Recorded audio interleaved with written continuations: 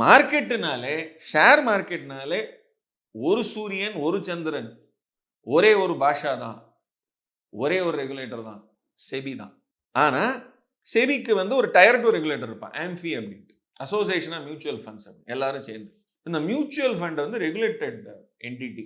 SEBI வந்து regulate பண்ணிச்சு. So நான் வந்து என்னுடைய 10,000 பணத்தை டெய்லி போட்டுருவேன். இல்லை மாசத்துக்கு போட்டுருவேன். அவன் எங்கிட்ட இருந்து பணத்தை எடுத்து, எல்லார்கிட்ட இருந்து எடுத்து, அவங்க இன்வெஸ்ட் பண்ணி ரிட்டர்ன் எடுத்து எனக்கு ஷேர் பண்ணும். ஸோ டைரக்டா நான் வந்து ஹோல்ட் பண்றதுக்கும், இன்டைரக்டா நான் மியூச்சுவல் ஃபண்ட் மூலமா ஹோல்ட் பண்ணலாம். ஸோ அதனால தான் நீங்க வந்து மியூச்சுவல் ஃபண்ட்ல இன்வெஸ்ட் பண்றதுக்கு முன்னாடி சொல்லுவாங்க, mutual fund R subject to market risk. Please read the offer document carefully before investing. அதுல சொல்லுவேன், இந்த பணம் வந்து நாங்க மிட் கேப்ல போடுவோம், இந்த பணம் லார்ஜ் கேப்ல போடுவோம், இந்த பணம் ஸ்மால் கேப்ல. ஸ்மால் கேப்னா ஸ்மால் கம்பெனில போடுவேன். அப்பனா என்ன, நீங்க நிறைய ஷேர் வாங்கலாம். லார்ஜ் கேப்ல போட்டு எவ்வளவு பண்ணலாம், கம்மியான ஷேர் தான் வாங்கலாம். மீடியம் கேப் எல்லாம் மிக்ஸ் பண்ணி போடுங்களேன் அப்படின்லாம் சொல்லுவோம்.